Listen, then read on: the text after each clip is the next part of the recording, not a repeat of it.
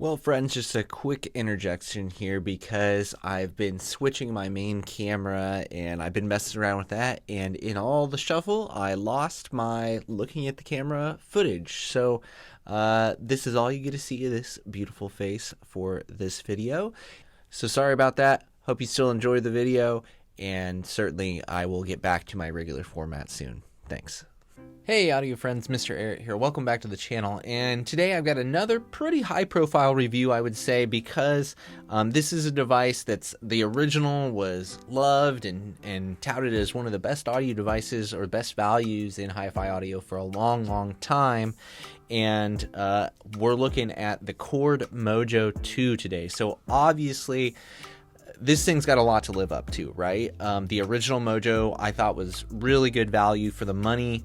I think it's a pretty compelling device. Luckily, I have one here, so I could A/B them both, and I can kind of tell you, what the differences are to them, what the value looks like here in 2022 if you compare prices from used market to the new Mojo here and its new price or used market price. And we'll just why you would get one over the other, and maybe another option, which is the Cayin RU6, which is one of my favorite new devices as well. And that review I'll link down below if you haven't seen that one yet. So let's take a look at the Mojo 2. We'll talk about some of its features, and then we'll get into comparisons with the Mojo, the original Mojo, as far as sound goes and things like that.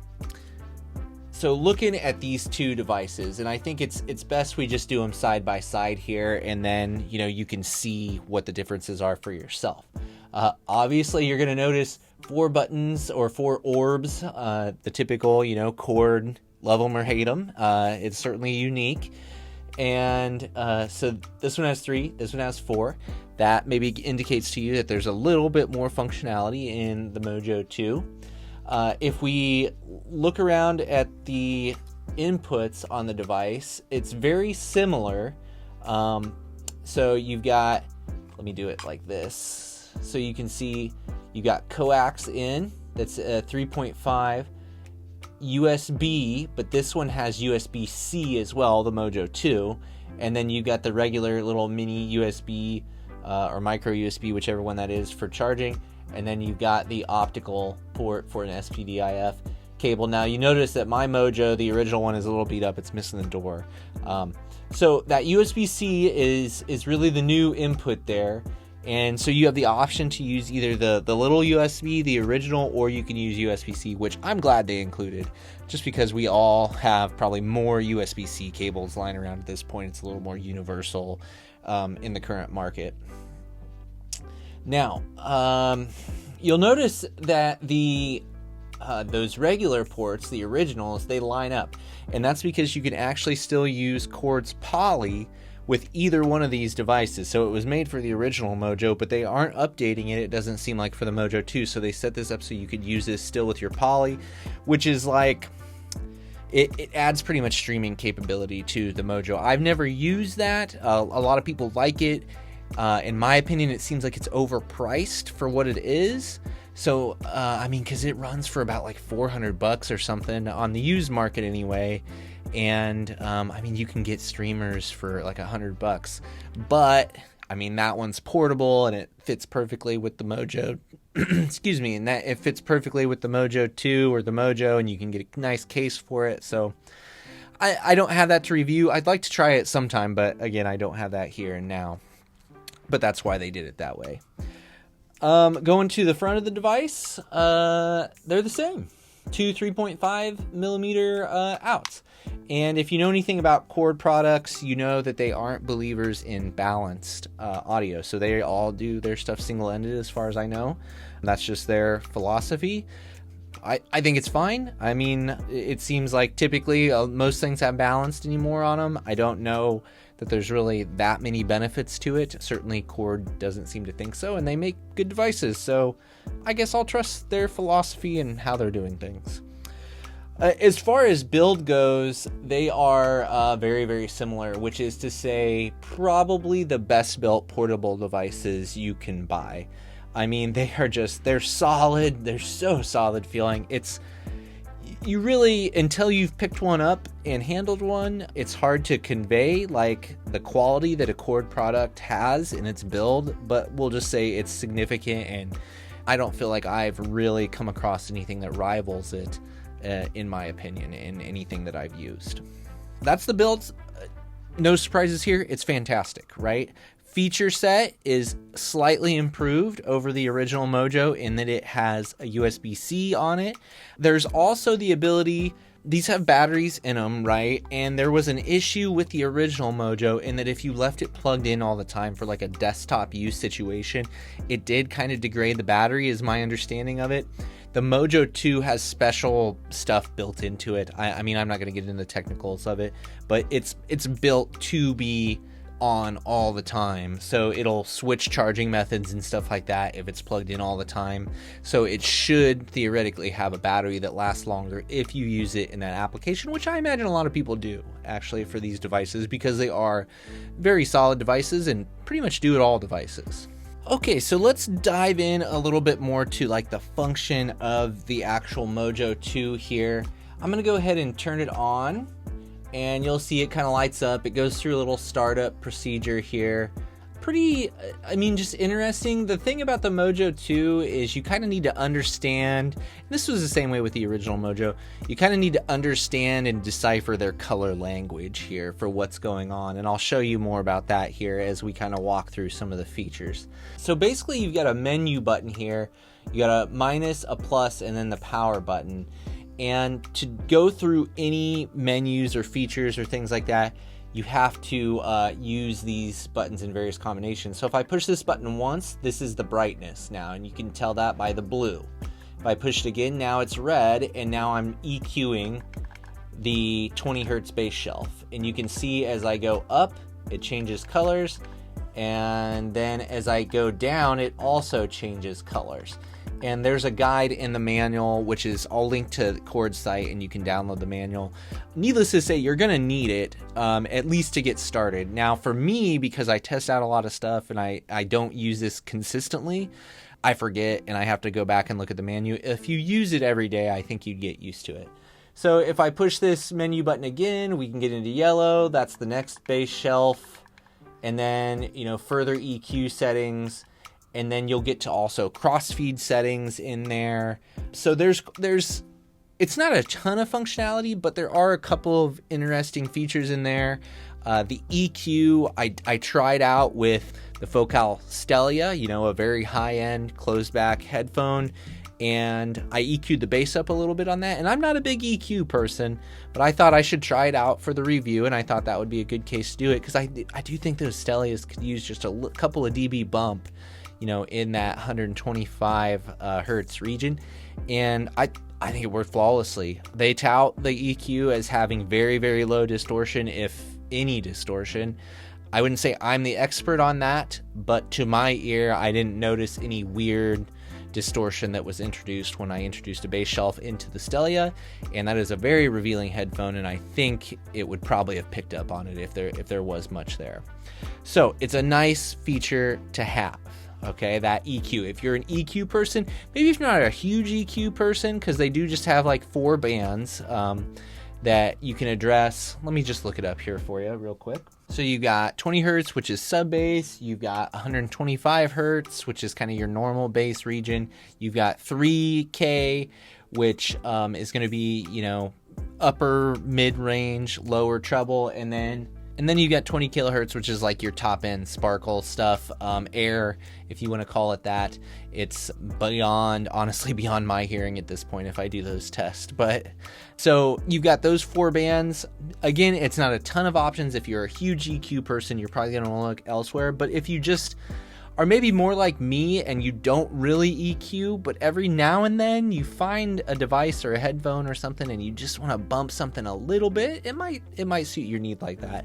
It's almost like a Loki, right? Like from Schiit, their little 4-band EQ. It's almost like that, but it's built into the device here. So not a feature that I used a ton, but it's nice to have it in there. Now, other things that you need to know about this device is, again, there's a crossfeed function there that you can play with. I don't have anything playing through it right now, obviously, but if I did, the power button over here would glow a specific color that would reflect the bit rate of my music that I was listening to. And speaking of bit rates, you should know that this does probably anything that a normal person would need it to do. It doesn't do MQA or anything like that. So if you have like a very specialized need, I would just check the manual and make sure that it has whatever you want. But if you're just a regular like PCM person, listening to a normal streaming service and you don't care about MQA, you probably are fine here. If you're using like DSD and all that stuff and you have very specific file types, you might want to just double check what it has. But again, I'll link that down below so you can check that out. Okay, well, I think that pretty well covers like the functionality of the Mojo 2. So let's get into what we all really care about, and that's sound quality.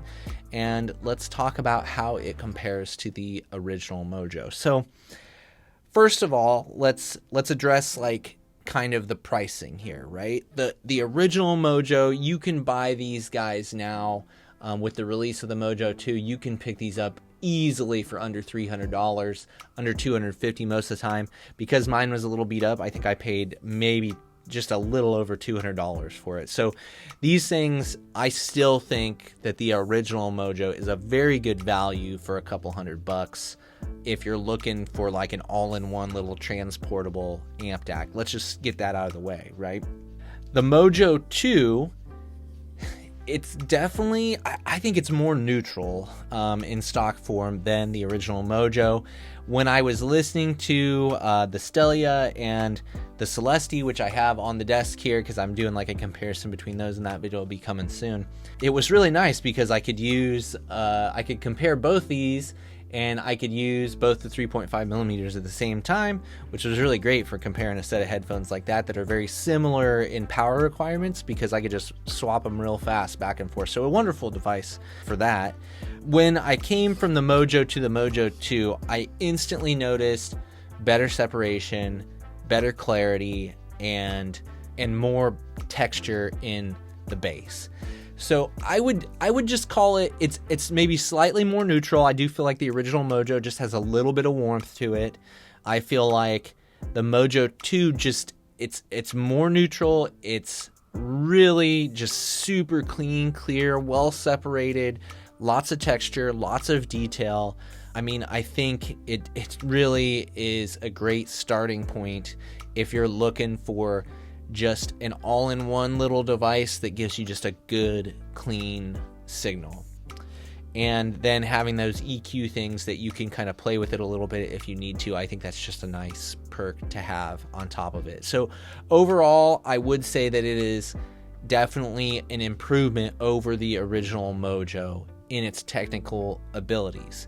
Now, is it worth the additional price? That question is a little more interesting because, you know, a Mojo 2 brand new is somewhere around $700, and on the used market, maybe you could get one for $600 at this point. I don't see very many people selling them. They don't seem to be super widely available yet.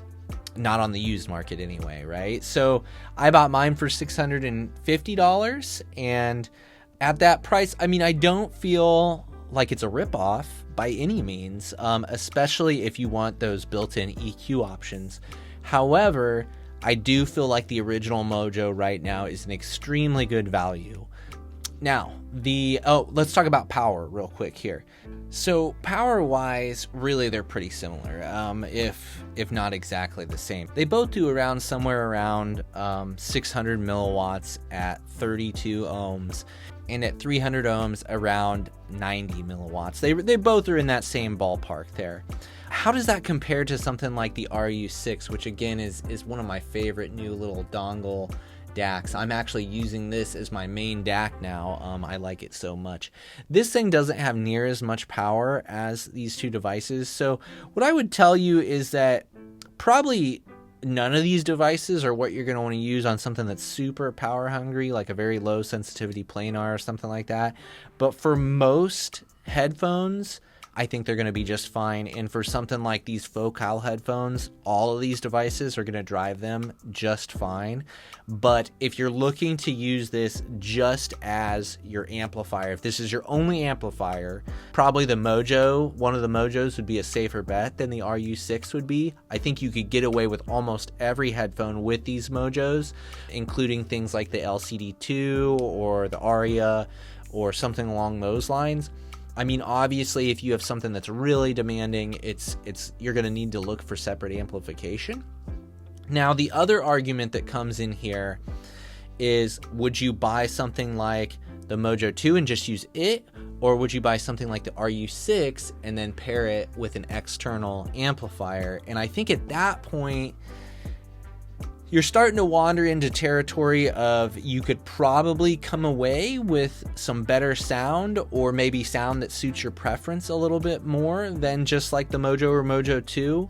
When I was listening to my gear, which was, I have a Feliks Audio Echo, the Gen 1, I have a Mjolnir Gen 1, and I have a Quicksilver headphone amp and a Liquid Platinum. Those are kind of all my big desktop amps right now. And for the most part, if I had the RU6 going into any of those, I preferred that sound over sound coming straight out of the Mojo 2. But with the focal stuff, I thought this did a really nice job just by itself. So I don't know. I mean, it's all comes down to synergies and all this stuff. It's not just black and white simple, right? There's a lot of gray area in the audio world here, and a lot of it's going to come down to personal preference. I just love the way the RU6 sounds, and putting it into a more powerful amplifier gives me really what I'm enjoying right now.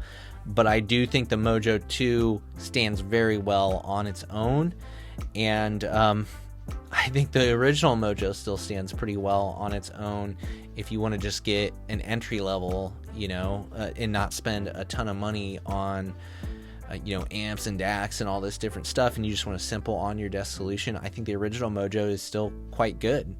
So how I might proceed if I was you, depending on what you're looking for, right, is I might get the original Mojo and get an RU6 and then try those out and see which one you like better, because this is going to be a little bit cleaner. This is going to be a little bit more easy listen. Maybe it'll have a little more flavor to it, right?